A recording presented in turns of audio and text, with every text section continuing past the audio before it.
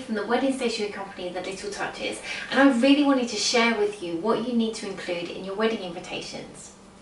Now, the first thing to remember is that everyone's weddings are different, so what information one couple might need might not be the same for you.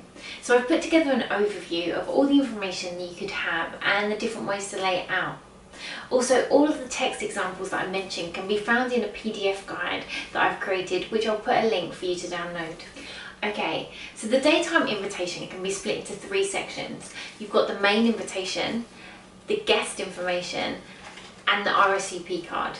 So let's get started with the main invitation. So the first thing to consider is who the invitation is actually going to come from. Is it going to come from you, or is it going to be more traditional and come from your parents?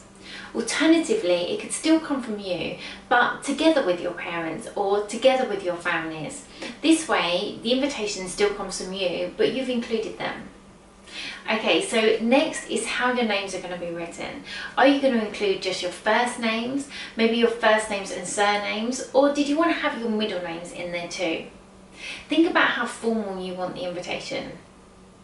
Also, in case you were wondering, the invitations usually do have the bride's names first. Even though invitations may not be as traditional as they used to be, coming from the bride's parents, this layout has continued. But remember, it's entirely up to you. These are your invitations, so it's about what suits you best as a couple. Now comes the main wedding details. So the date of the wedding, the address details for the venue, and the time. In regards to the time, you could just put the time of the ceremony, but you may also want to include the time that you want your guests to arrive.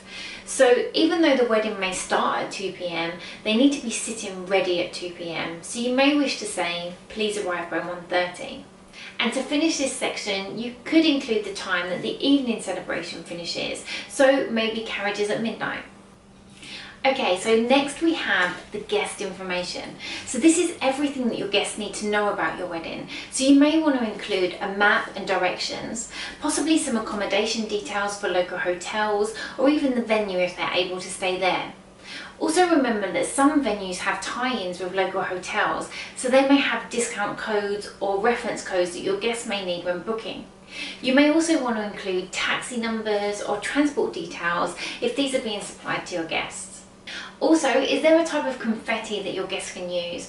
Or maybe you need to tell them that confetti is not allowed at your venue at all. All these details would go in this section. Okay, so lastly, are you thinking of having a gift list or maybe a gift poem asking for money or vouchers?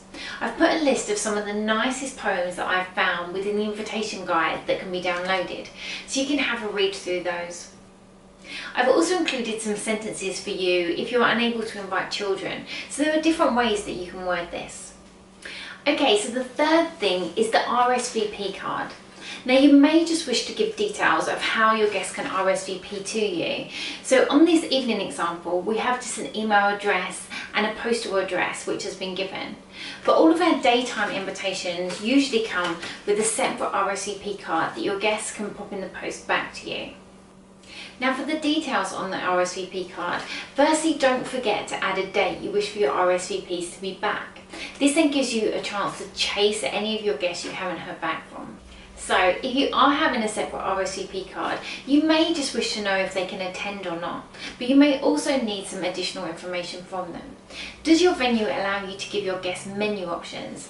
This example lists the menus and allows your guests to choose which they would prefer. You can then receive this back and correlate all of the different options.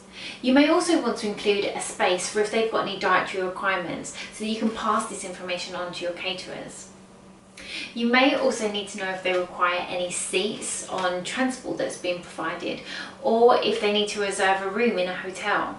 These are all options that are very specific to your wedding and what information you need to get back.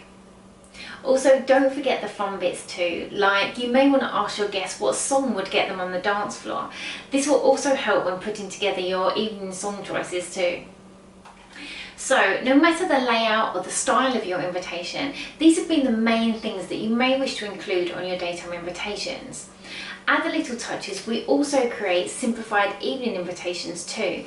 These can look and feel exactly the same, but remember that your evening guests may not always need all of the information that your day guests do.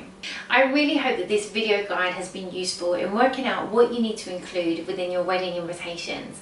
If you have any questions or you'd like to just take a look at some of our wedding stationery, then please head over to our website www.thelittletouches.com. Bye!